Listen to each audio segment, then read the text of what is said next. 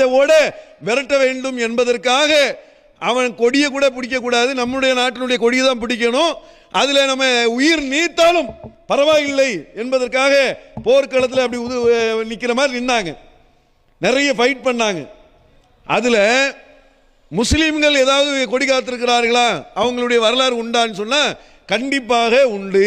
ஆனால் நம்முடைய பாடத்திட்டத்தில் அதை மறைச்சிட்டாங்க. யாரெல்லாம் கொடி காத்திருக்கிறா பாருங்க.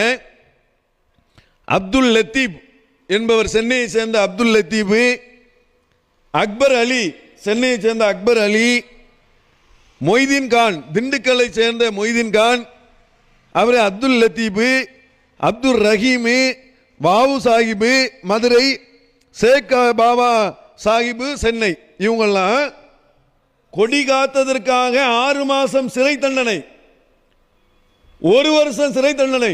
சிறை தண்டனை இப்போ உள்ள சிறை தண்டனை இல்லை, பொதுவாக ஜெயிலுக்கு போகிறாங்கல்ல, அங்கே போனீங்கன்னா சிக்கன் தந்துடுவான், நல்லா சிக்கன் சாப்பிடுங்க பாய், சிக்கன் சாப்பிடுங்க, சிக்கன் சாப்பிடுங்க ஐயா அப்படின்னால சிக்கன் தந்துடுவான். நல்ல சோறு, 3 வேளை சோறு, மணி அடித்தா சோறு, வேறு எங்கள் வீட்டில் கூட கிடைக்காது, அங்கே மணி அடித்த உடனே ஜெயிலில் சோறு கொடுத்துருவான். இப்போ ஜெயிலுக்கு போகிறாங்கல்ல, இப்போ ஜெயிலுக்கு போகிறதுலாம் பெரிய கஷ்டமான விஷயமே கிடையாது.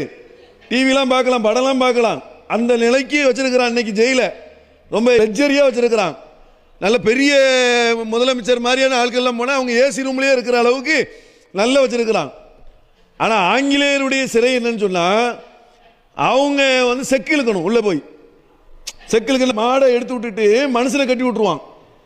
செக்கு இழுக்கிற என்ன இது பண்ணுவாங்கல்ல, அது மாதிரி போட்டுக்கிட்டு செக்கு இழுத்துக்கிட்டே கிடக்கணும். மனுஷன் செக்கு இழுக்கணும். இப்படி செக்கு இழுத்த மக்களாக யார் இருந்தாங்க? யார் இருந்தா? முஸ்லீம் கொடி காத்ததுனால 6 மாதம் 1 வருஷம் மாதிரி கடுங்காவல் தண்டனையை இவங்க என்ன செஞ்சிருக்கிறாங்க, அனுபவிச்சிருக்கிறாங்க. அதனால் கொடி காத்த முஸ்லீம்களும் இருக்கிறாங்க.